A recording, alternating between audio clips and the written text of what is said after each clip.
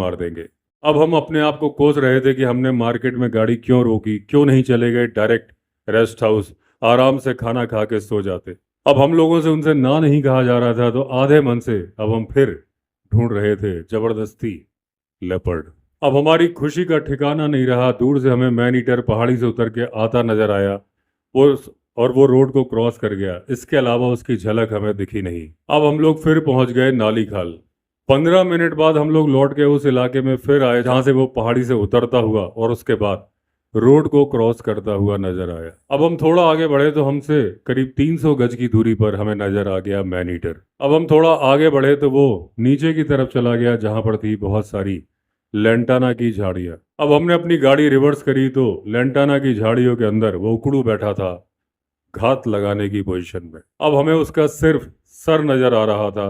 यह आखिरी मौका था, किसी भी तरह से हमें चूकना नहीं था। मैंने ट्राई किया। मैंने अपनी .375 मैग्नम से निशाना लगाया और दाग दी गोली उसके सर पर। अगले ही क्षण मैनीटर गायब हो गया हमारी नजरों से। मुझे लगा मैंने अपना निशाना मिस कर दिया है।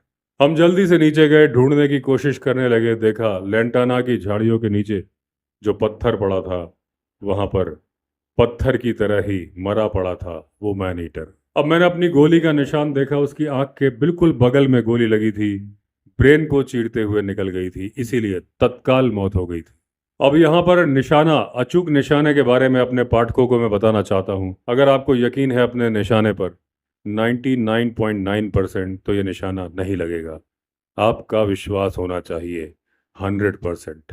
अब ये मैन ईटर मारा गया था अपने बुरे भाग्य की वजह से या हमारे अच्छे भाग्य की वजह से, या फिर जो गांव के लोगों ने पूजा की थी उसकी वजह से। नतीजा अंत में यह था कि एक चालाक माँ का चालाक बेटा मारा गया था। आज डेट थी 28 जुलाई। 24 दिन लगे थे इस आदमखोर को मारने में, और ये मेरे जीवन का सबसे लंबा आदमखोर अभियान था। अगले दिन उस आदमखोर को हम लेके गए अलग अलग गांव में, गांव के लोगों को दिखाने के लिए। हमारे माथे पर तिलक लगाया गया, हमें फूलों की माला पहनाई गई, हमारा भव्य स्वागत हुआ। बड़े बूढ़ों ने हमें आशीर्वाद भी दिया। तो इस तरह से हुआ अंत नाली खाल के मैन ईटर का, हमारा सबसे ज्यादा थकाने वाला बोझिल अभियान, जिसका अंत हुआ था अच्छा अंत। तो दोस्तों, इस तरह से एंड हुई ये कहानी। हमारी नई कहानी में फिर मिलेंगे। अगर आपने चैनल सब्सक्राइब नहीं किया है तो चैनल सब्सक्राइब कर दीजिए। चलिए फिर मिलते हैं, तब तक के लिए all the best. Vande Mataram.